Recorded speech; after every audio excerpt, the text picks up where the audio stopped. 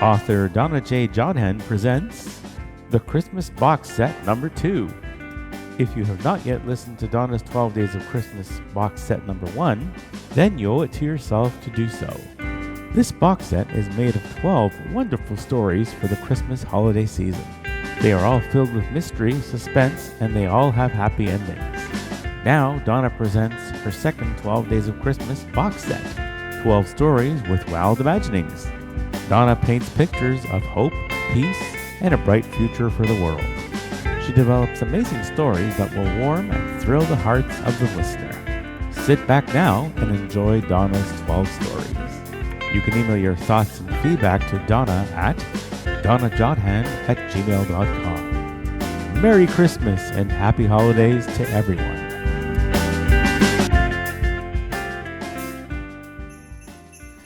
Ho, ho, ho, everybody. It is author Donna Jodhan, also known as Detective DJ, and I hope that everybody is enjoying their special holiday time, because this is the time of year when we share, give, receive, greet, and there's so much love and peace that we need to keep sharing this around the world, especially at this time when there's so many things going on, so many wars, so many unfortunate things, and we really need to do our part to bring cheer, especially to our kids, to our seniors, and to those who are less fortunate. So, what are we going to do for this year? And my solution to this is to share my stories with you that I wrote. It's called the 12 Days of Christmas Box Set Number 2. And I have already shared 8 stories with you. And here they are. Santa's Special Christmas Sleigh was my first episode. The second was The President's Christmas Package. The third was Santa's Super Christmas Kids. The fourth was Santa's Magic Marvels. The fifth was The President's Christmas Ice Palace. The sixth was Santa's Super Christmas Dream. The seventh was Santa's Super Sea Rescue. And the eighth was The President's Christmas Cruise. Now it is time for episode 9, and this one is entitled Santa's Super Christmas Cradle. And here is a description. Santa, and as we all know, has always had an extra special soft heart for kids, especially so for the newborns and the little ones in cradles.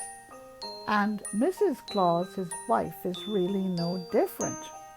And at this time, at this specific Christmas time, this couple does something marvelous, something extra special in order to fulfill their heart's desires. For this year, Mr. and Mrs. Claus put their minds together to come up with something a little bit different, with some twists. They run a survey, and at the end they have an answer, but not without some twists and turns along the way.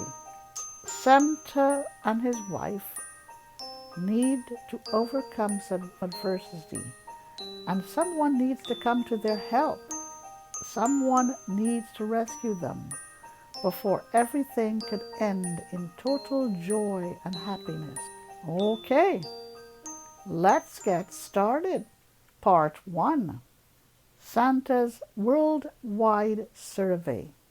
Santa has always thought that it would be fun to run a worldwide survey to figure out what folks are really thinking. Not just the kids, but the adults as well. Not just the rich and famous, but the less fortunate as well. Not just the ordinary child, but the one with special needs or disability. Not just in North America, but really around the world, from England to all of Europe, from India to China, from the Koreas to Thailand and Taiwan, from Japan and Southeast Asia, from Australia and New Zealand, from Africa and South America and the Caribbean. And oh yes, Santa wants to hear from as many folks as he possibly can.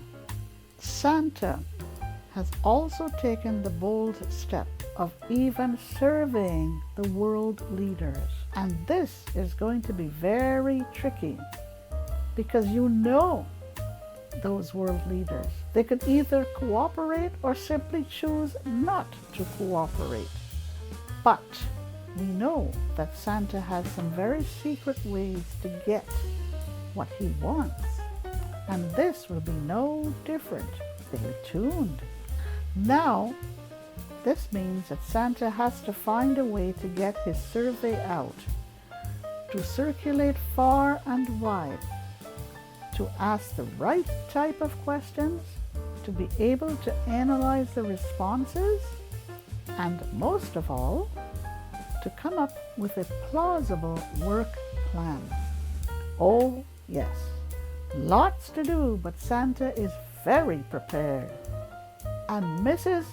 Claus, his helpers, his elves, and his reindeer are all ready for action. Even his special kids who he adopted several years ago and who continue to attend the Santa school have been all brought into the fray. Santa's friends and family are also all on board. Santa has made this a 2-year project while continuing along with his other initiatives.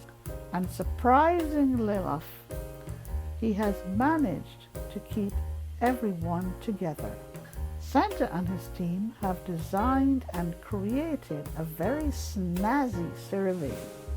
He has deployed some very special social media gurus who know how to use Facebook, Twitter, TikTok, and Instagram, plus other social media and popular platforms.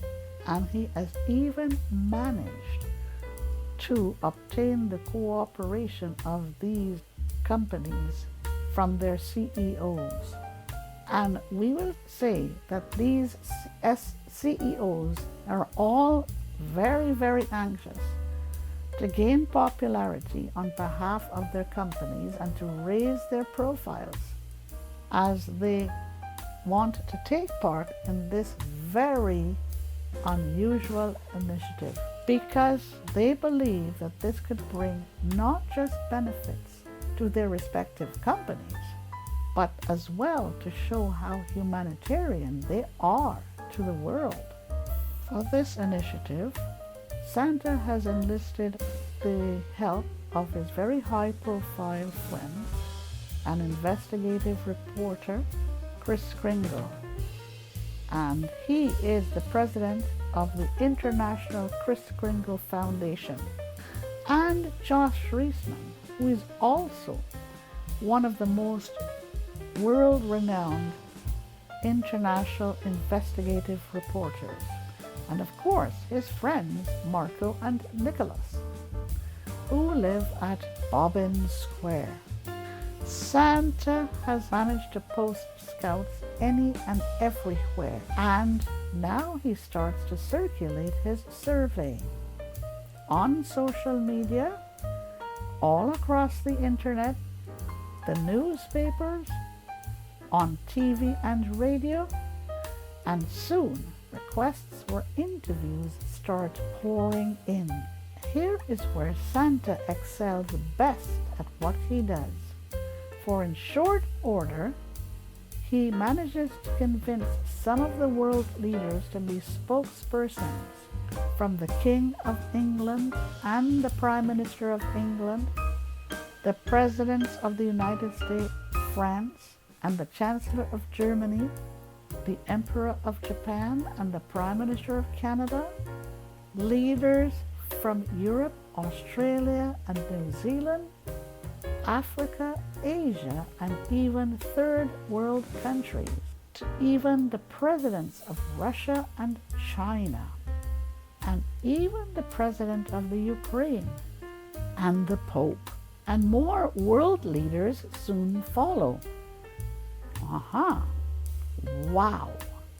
Santa has created a big stir around the world, and this initiative is well orchestrated so as not to fizzle out. It lasts for 3 months, and it has the much desired effect. And this is how it was at this very special moment. Part 2. Santa and his team analyzed the results. This global initiative is on schedule to take place 2 years from now. The snazzy survey has been circulated and millions of responses have been collected, both online and via email. Santa's massive staff has been kept very busy sorting and analyzing and gathering, and Santa has had to double his staff in order to meet the requirements of this special initiative. And now the initiative is about 15 months away from being launched. It is time for Santa and Mrs. Claus to host a special conference to view the results and to come up with a plan. And on an early fall day, the North Pole plays host to some arriving.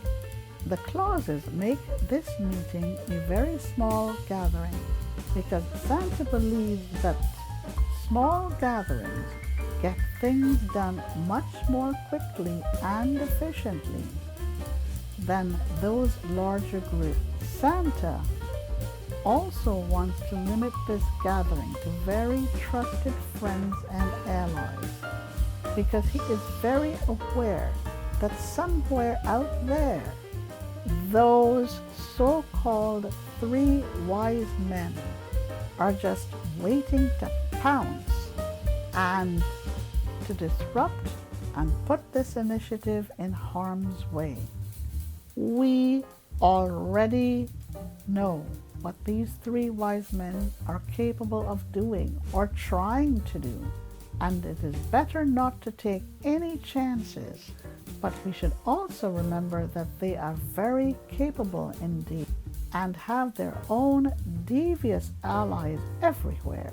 Santa first decides to hold this secret meeting on a small Santa island somewhere off the North Pole.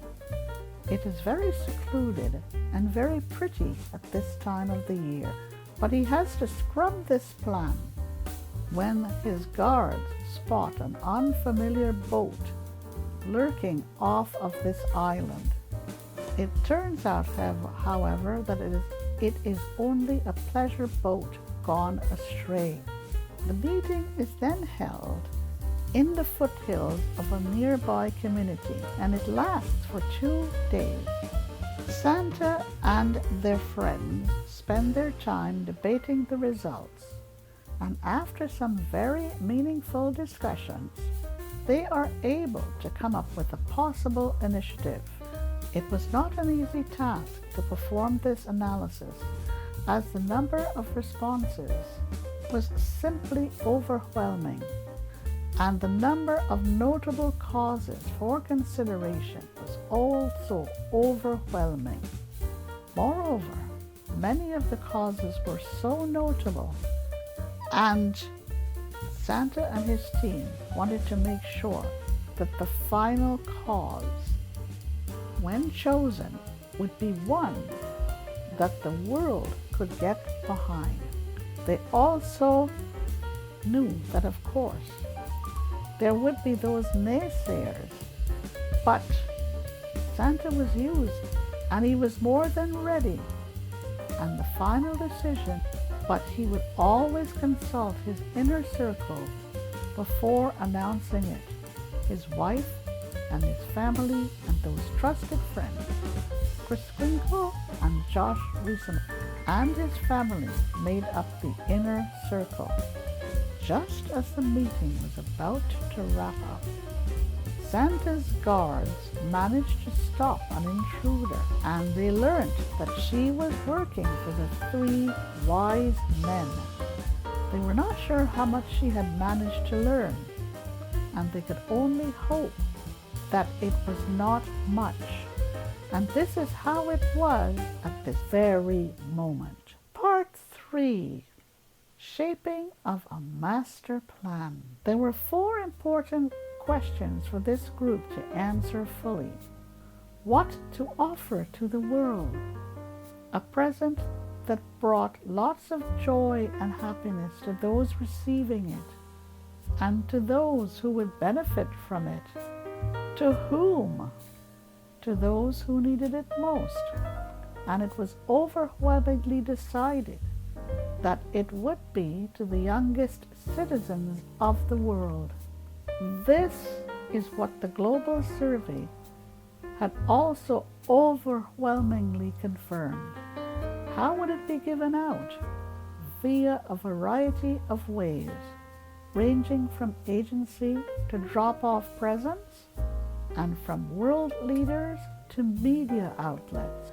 When would it be given out? Just before Christmas Eve and Christmas Day? This special present to the youngest citizens of the world would not be available in any store or in any shop. It would not be for sale, and it could not be duplicated anywhere. Santa had gotten the assurance of all world leaders that this would not happen in their country. This, Santa knew, was beyond a mammoth effort and promise. But, by golly, he was going to do his best to ensure that it happened, and that no one would take advantage of this unique present to the youngest ones. Santa had already gotten wind that those 3 wise men were simply waiting to intervene, and he was ready and waiting to thwart any plans that they had. Finally, the decision as to where to manufacture this unique gift had to be decided upon, and after much discussion, a very secret location was chosen. The rest of the world would only be told that manufacturing would be carried out at east of the sun and west of the moon. It would not be at the North Pole or anywhere close to the North Pole. It would not be close to Bobbin Square, where Marco and Nicholas lived, nor would it be close to any of Kris Kringle's sprawling complexes. No, it would not be in any particular country or in any particular part of the world. The final location chosen was a well-guarded secret, known only to a trusted few. A location that would accommodate this mammoth initiative, and very well hidden from prying eyes and those nosy media folk. A plan was hatched. Santa and his team were all happy and satisfied, but lurking in the shadows was another small group just waiting to be a part of this master plan. But this was for the very wrong reasons, and this is how it was at this very moment. Part 4. Twists and turns. Of course, there were several twists and turns to overcome. Some world leaders kept demanding favors in return for their support, while others kept pushing for manufacturing to take part in their neck of the woods. Media outlets kept pushing for more and more details, and several times Santa and his team had to change directions. Then there were those countries that tried to justify why they should be given special treatment, and Santa and his team had to work overtime to keep things on track. It came down to very chosen ones to run this gigantic global affair. Some noses were naturally left out of joint, but somehow Santa managed to appease them all. Don't ask what he had to do to accomplish harmony of this magnitude. And as he would later reflect to Mrs. Claus, family members, and close friends, he somehow managed to give away not too much in return for cooperation. Above all, he managed to keep his initiative on track and to follow his passion to bring peace, joy, and cheer to the world. This was his heart's desire. This was his heart and passion. At the same time, Santa also had to fend off some real threats from those three wise men and their determined gang with no good intentions. It was hard not to hide this global initiative from them, and they had made several attempts to sabotage many of the survey responses and to destroy several of the written ones. They had sent several of their own men to seize and burn responses and had made several attempts to intercept some of the online responses or to infiltrate some of the online platforms. But for the most part, they had been stopped. And as Santa would later remember, it took great lengths to keep everything pristine. Then the three wise men had used some very interesting tactics to sabotage things. They posted their men at the doorstep of the North Pole, on the outskirts of Bobbin Square, where Marco and Nicholas lived, close to several mansions of Kris Kringle, and they even took to harassing Sandy Claus along with Santa's Toyon and Stefan. They even managed to infiltrate some of Santa's workers, but thanks to quick detection, they were stopped. They attempted to set up listening posts and satellite stations to try and monitor activities, but thanks to vital assistance from some of the world leaders, the three wise men were somehow stopped in their tracks. Santa would later reflect that the entire intervention process to thwart the three wise men was a stupendous effort, and never have done it with all of the help from so many friends, world leaders, family, and staff.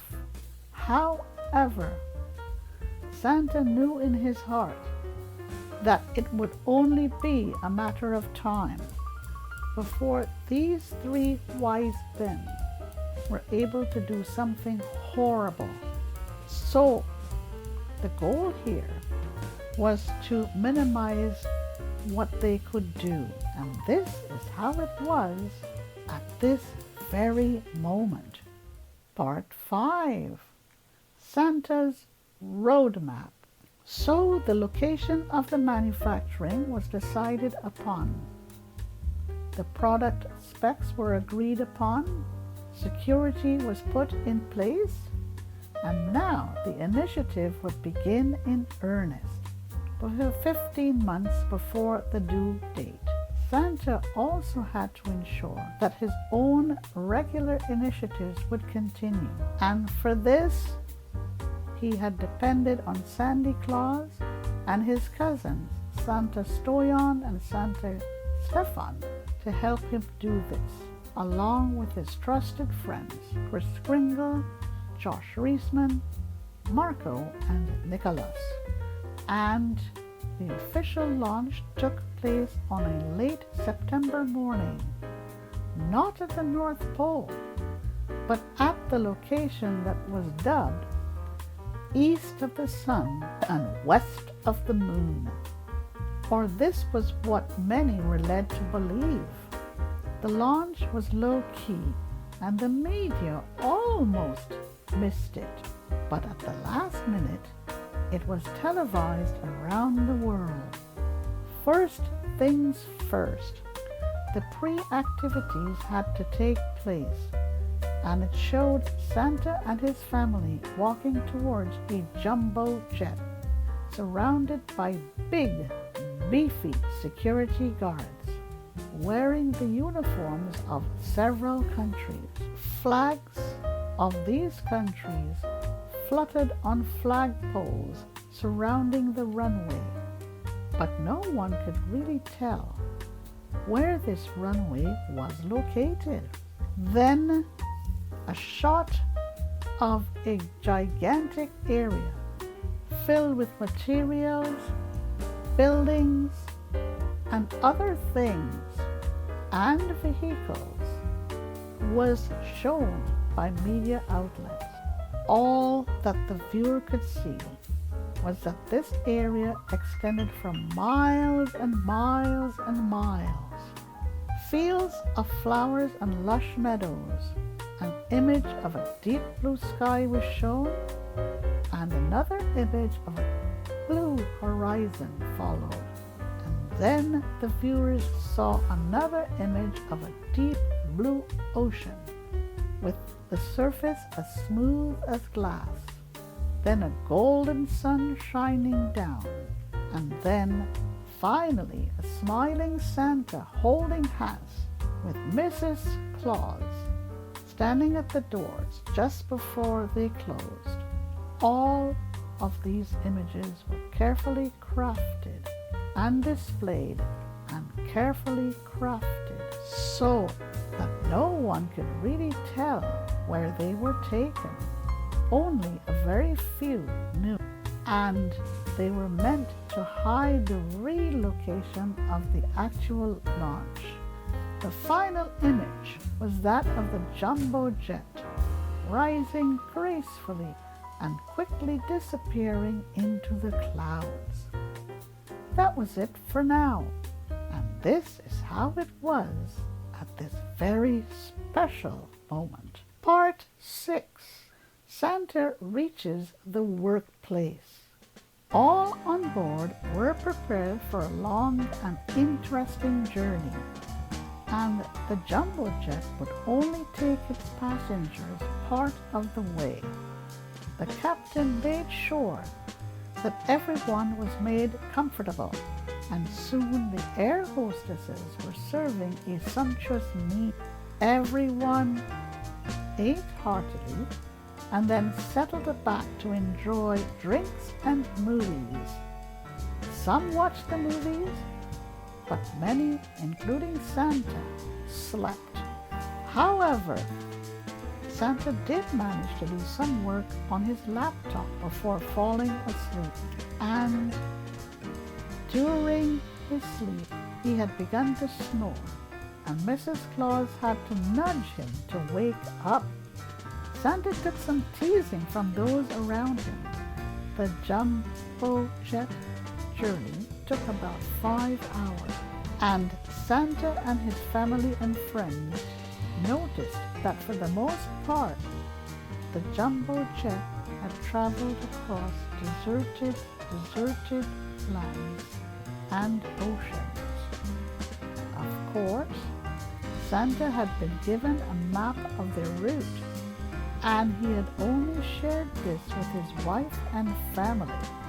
Then the jumbo jet had started to descend, and the captain had asked passengers to fasten their seat belts for arrival. Of course, he did not tell the passengers where they were landing, and the passengers knew better than to ask. The jumbo jet was met on a deserted runway by several large buses painted in the Santa Claus colors, and the runway was surrounded by dozens of guards who were fully armed and ready for action if necessary. The passengers had boarded the buses quietly, and large beefy attendants had stowed their luggage away on other buses.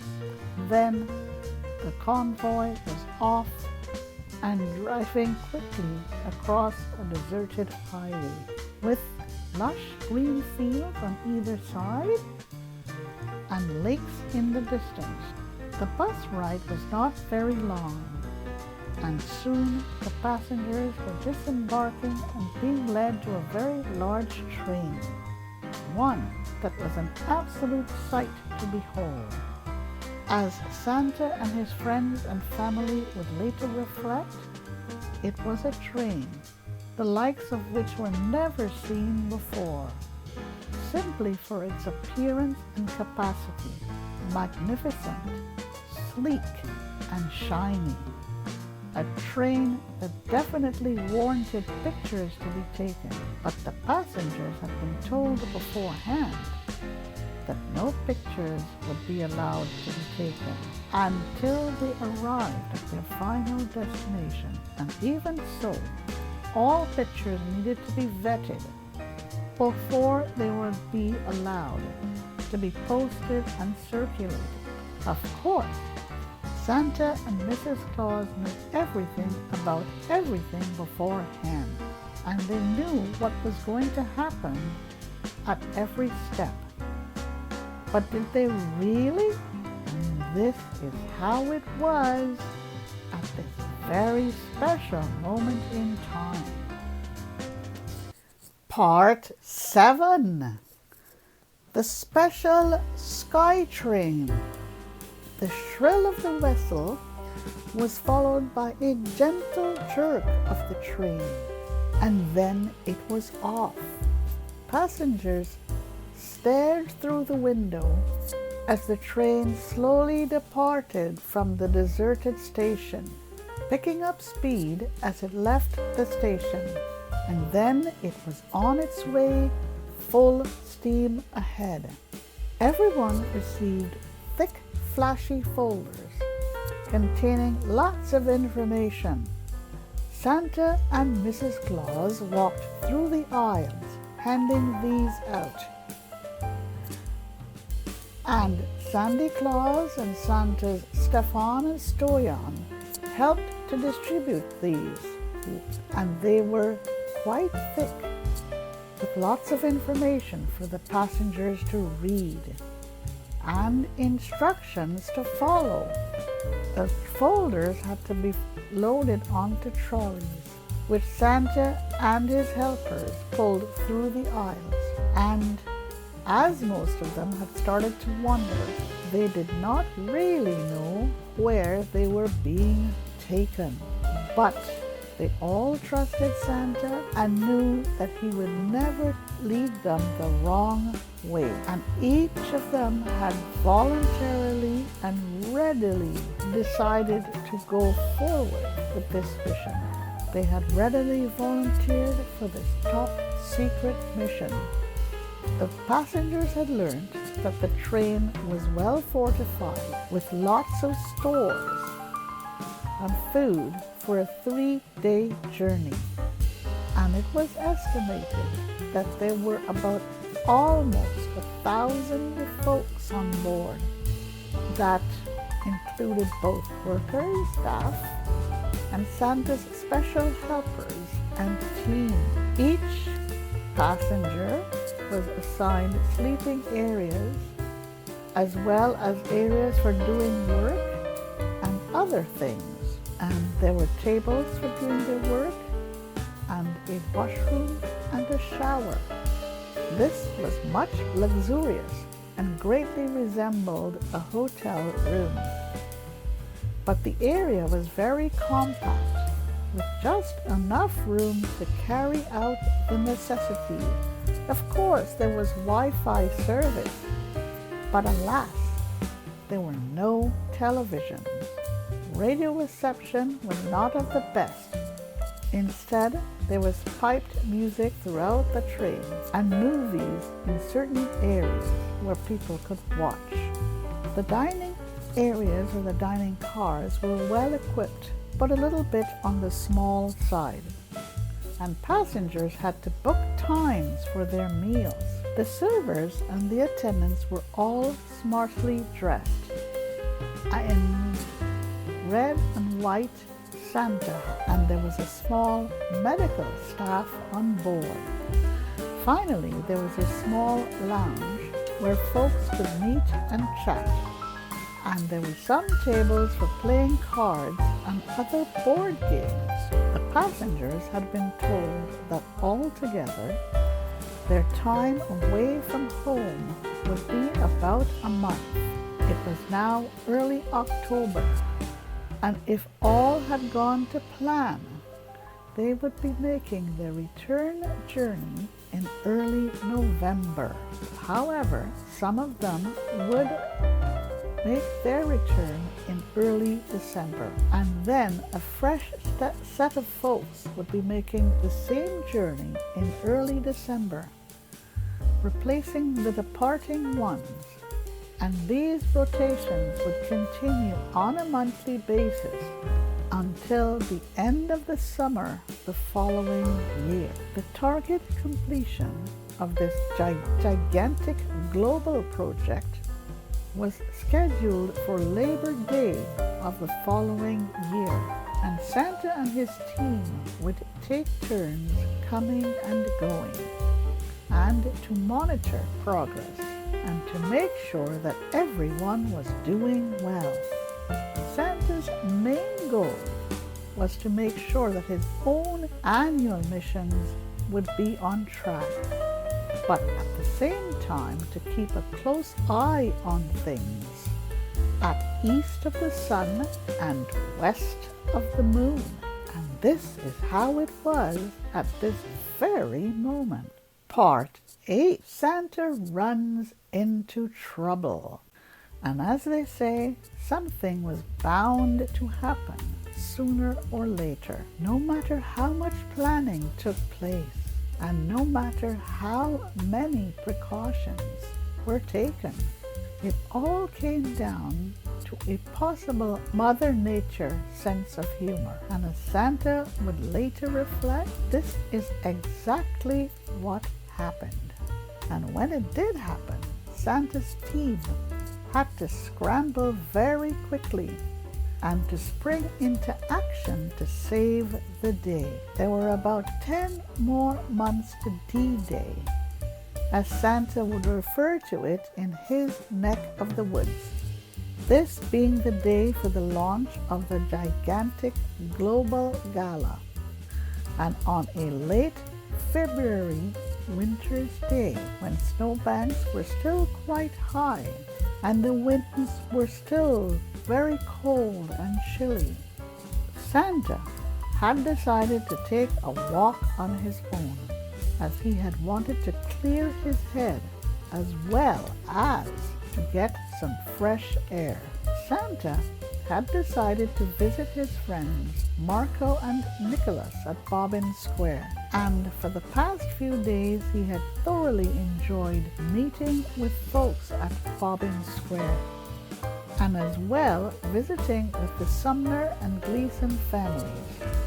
Both families had welcomed the big man with open arms, and the kids, especially little Marco and Alexa, had had so much fun hanging out with Santa. Little Marco and Alexa had spent several evenings listening to Santa and learning so much from him, and they did not want to think that in a few more days, Santa would be leaving them to return to the North Pole in order to prepare for another visit to east of the sun and west of the moon.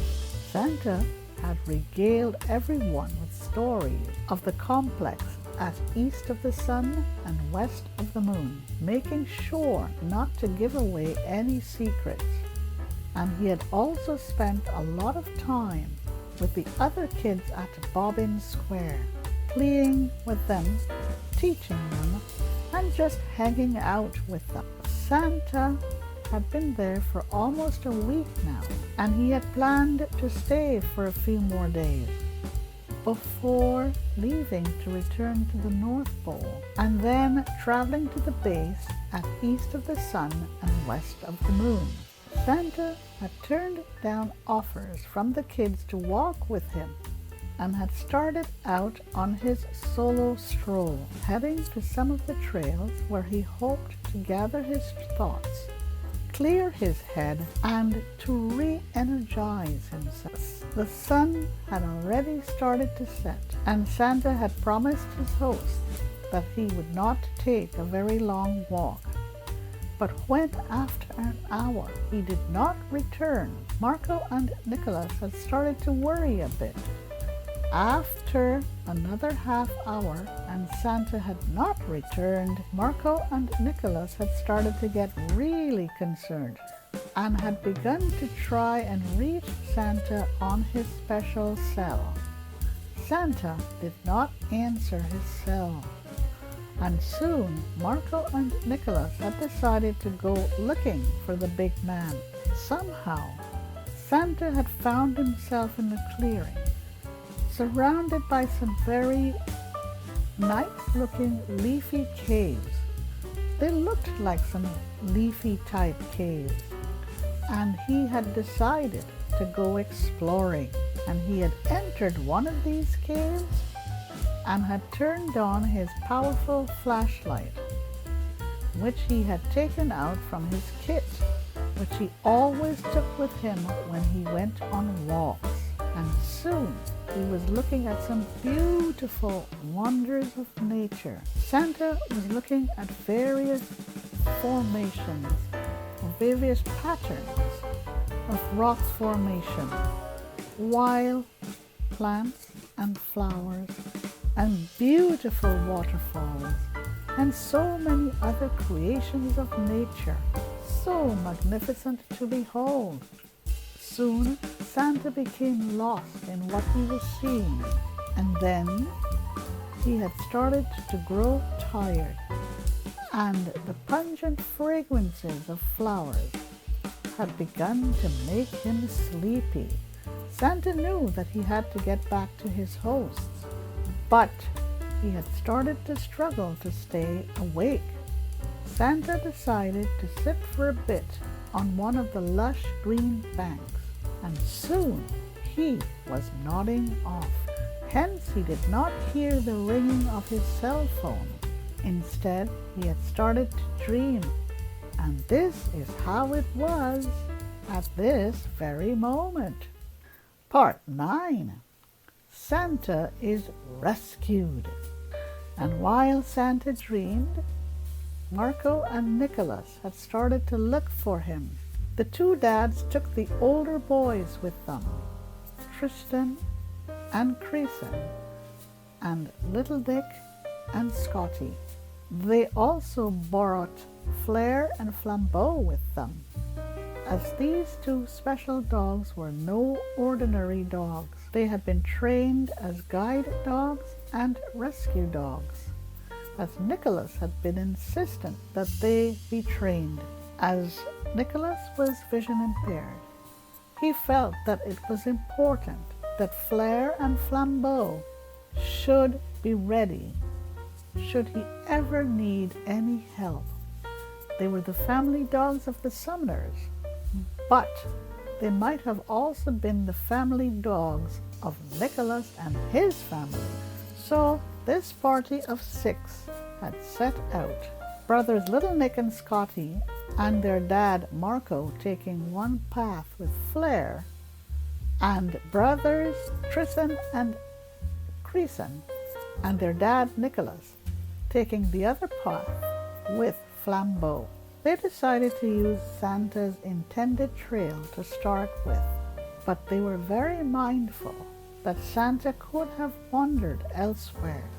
In addition, Marco and Nicholas had rounded up some volunteer helicopter pilots from amongst the folks at Bobbin Square, and they were all set to join the search.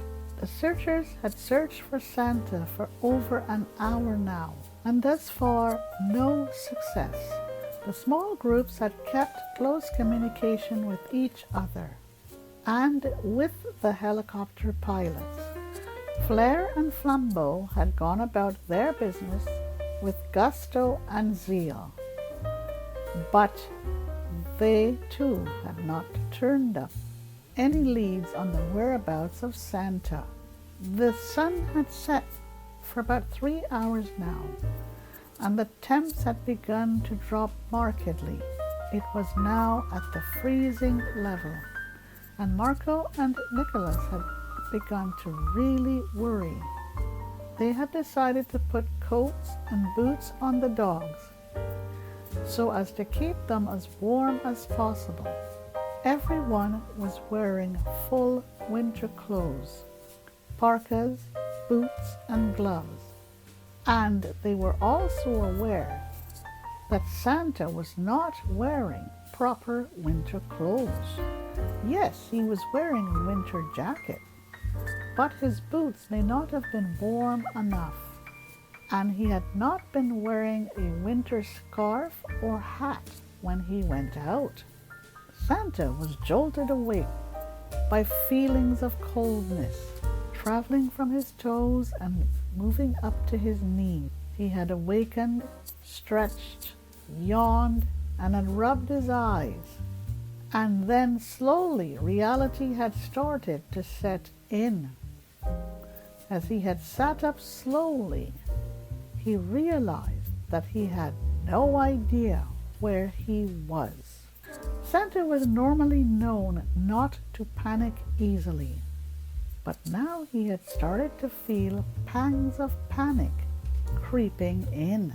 Santa had tried to rise from his sitting position, but he was finding it difficult because his feet were quite numb, and he knew that it was from the coldness around him.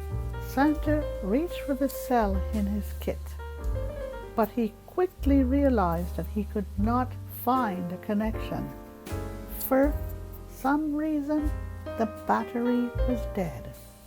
Earlier on, Marco and Nicholas had tried to reach Santa's cell, and it had rung, but Santa did not hear it because he had been sound asleep, so no cell phone connection, and a pair of legs that were quite numb. Santa knew that he was in trouble now. What to do? And as the searchers continued to search, Santa had begun to think methodically. He managed to drag his walking kit close to him, and with numbing fingers he opened it and found what he was looking for. He did not need his powerful flashlight to help him, and in any case, the flashlight had lost a lot of its power because Santa had left it on while he was asleep. Santa managed to place the little gadget between his fingers. He found the button and pressed it firmly. Presto! It hummed into operation, and soon it was emitting high beeps at 10-second intervals. Santa did his best to hold the gadget between his clammy palms. He prayed that someone would soon hear it, and then the beeps were picked up. Flair and Flambeau heard it first. Almost at the same time, these two well-trained dogs stopped in their tracks, Then their tails and ears went up in unison. Then they begin to bark, their barks echoing. And Marco on one path and Nicholas on the other path began to be hopeful. The dogs were allowed to take over the search, moving forward quickly and barking, and the others followed. They ran, stopped, and then ran again, and then they were leaping and throwing themselves at some sort of green-looking cave. Flare and Flambeau came together at the opening, and there they stopped. They waited for the others, and then Marco and Nicholas were at the entrance. They could hear the high beeps more clearly. It was very sharp. And it was Nicholas who first yelled that it was Santa's beeper, as he had developed this for Santa a few years ago. Everyone burst into the cave almost all at once, and there they found a pale-looking Santa doing his best to fend off the coldness to his body. But Santa was already beginning to lose consciousness. The older boys had brought extra parkas, boots, and gloves with them, and they quickly made a makeshift bed for their friend, and then gingerly they laid Santa on it, and gently Santa was laid on the bed. And then they realized that his legs were numb from the cold, and he could not move them.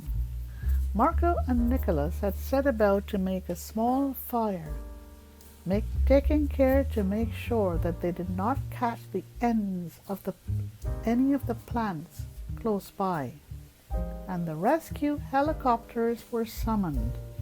Santa was taken back to the family complex, where doctors were waiting to tend to him.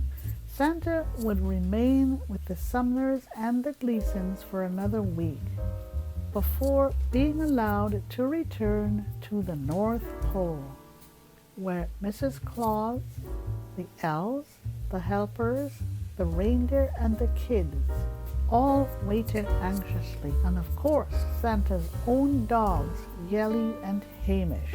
And this is how it was at this very moment. Part 10. The Super Christmas Cradle. And now it was early November, and in about 6 weeks the Super Christmas Cradle would be unveiled to the world, just in time for the grand global gala to be held on Christmas Eve. But the location of this grand global gala was still a mystery. The Super Christmas Cradle was fully tested. Millions of them were ready to be distributed around the world, and a fully recovered Santa, his family, and his friends were anxiously waiting for the big day to arrive. Pictures of the Super Christmas Cradle had already been circulated around the world via social media, the internet, and through the news media, TV, magazines, and everything else. The newspapers were cluttered with pictures of these Super Christmas Cradles. Features of this off-the-edge invention were still being kept a secret, except that it would be a cradle that would provide interaction and engagement between baby and toddler, and parents and nurses and healthcare professionals, medical staff, and all those engaged with engaging and communicating with baby and toddler.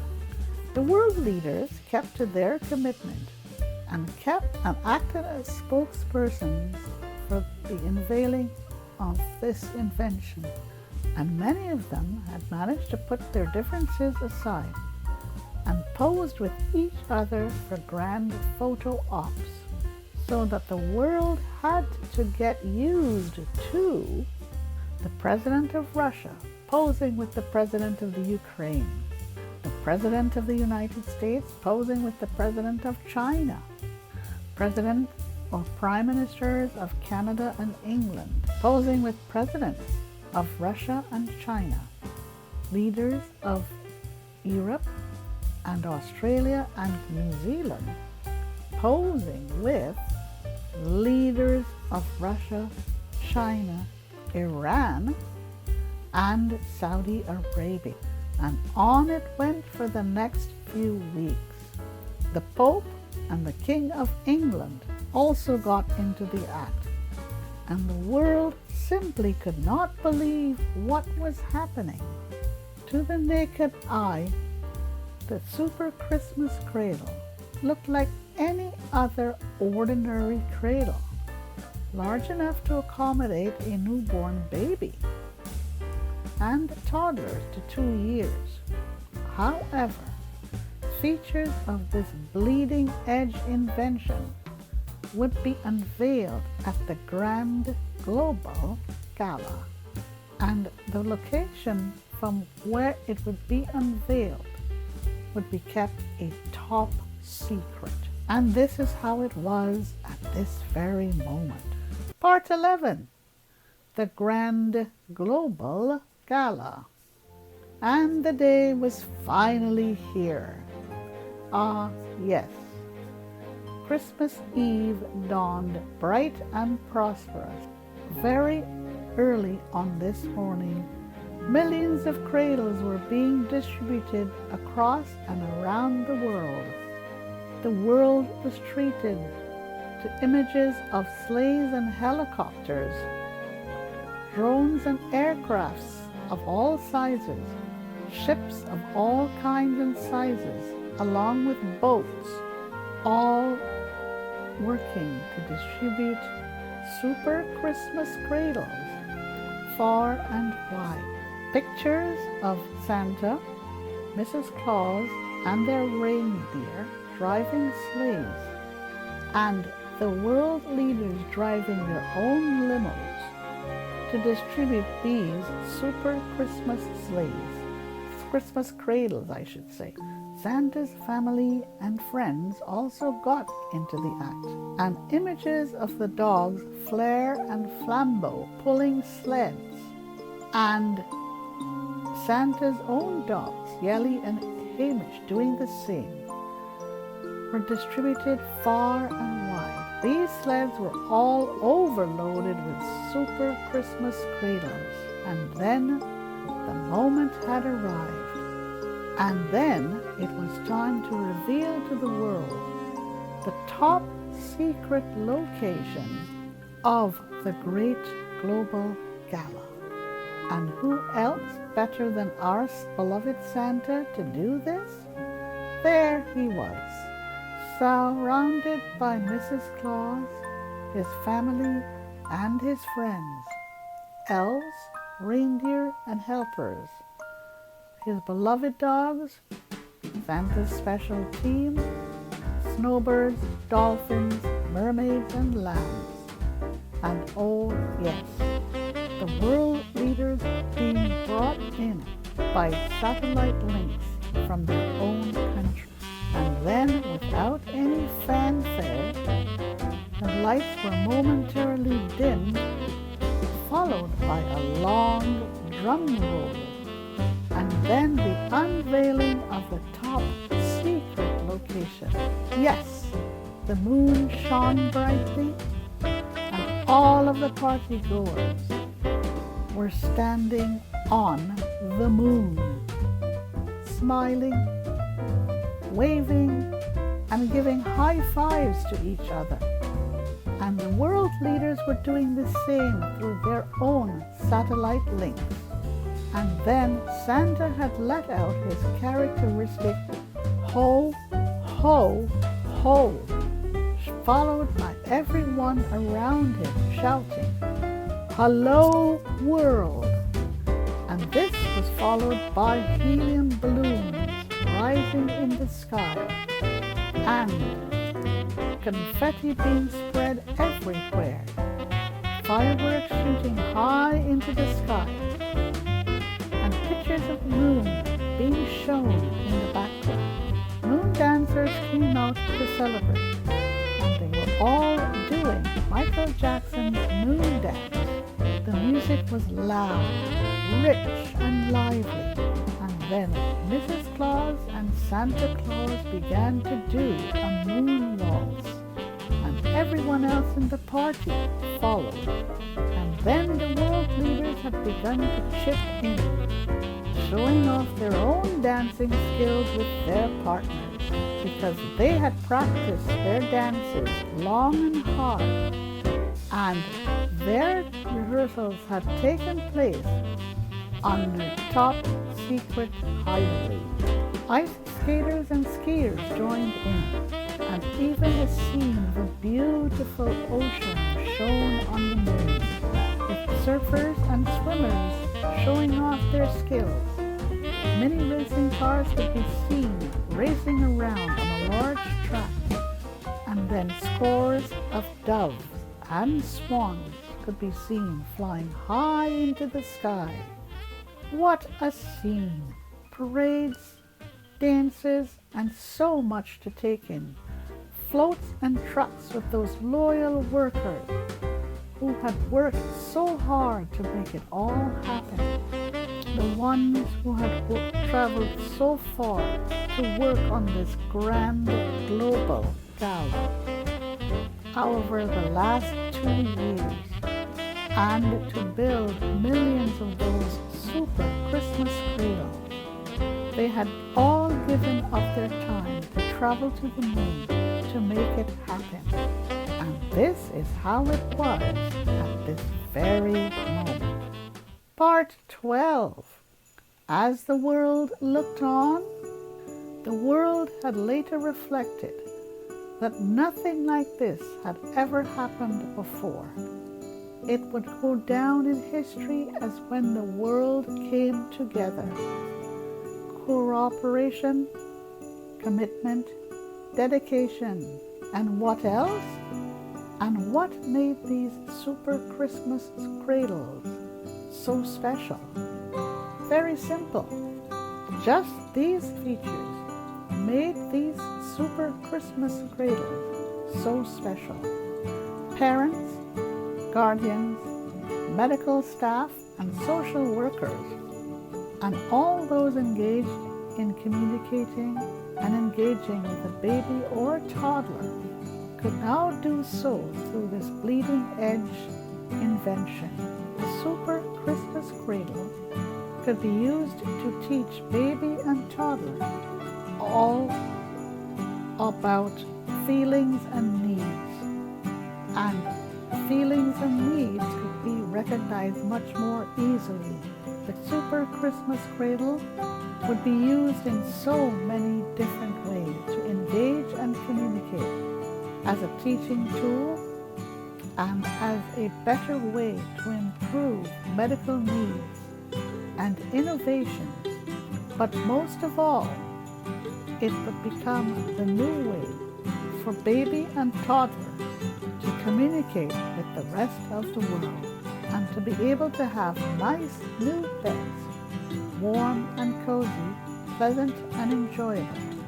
It would ensure that babies and toddlers around the world would not be left out in the cold any longer. And a special feature, the super Christmas cradle was extremely versatile, as it had the ability to be converted back and forth from cradle to high chair and to tiny workstation with tiny desks and play area.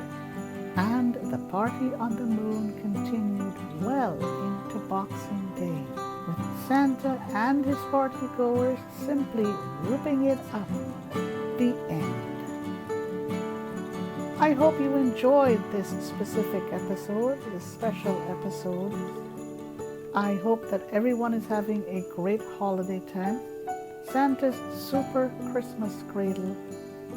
If only it were true, then babies and toddlers would have such a better future to communicate in a better way with all those communicating with them. Happy holidays, everyone, and see you for my 10th episode.